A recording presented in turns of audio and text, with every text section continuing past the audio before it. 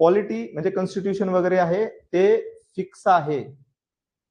तुम्हाला ते मेन्स मध्ये 250 मार्क देणार आहे, प्रिलिम्स मध्ये पूर्ण मार्क देणार आहे. सेम इकॉनॉमी मध्ये मेन ऍडव्हान्टेज काय आहे की मुलांना इकॉनॉमी तेवढी समजत नाही, त्यांना थोडी कठीण वाटते. आपला ऍडव्हान्टेज जे सगळ्यांना अवघड वाटतं ते आपला ऍडव्हान्टेज करायचं. लक्षामध्ये जसं सायन्स अँड टेकचा जो पार्ट आहे नाही का, हा मुलांना प्रिलिम्स मध्ये यामध्ये मार्क नाही मिळत. 15 प्रश्न विचारले, मुलांना यामध्ये 5 मार्क काढायला अवघड जातात. तुम्ही विचार करा, तुम्ही जर हा चांगला केला तर तुमचा एज आला,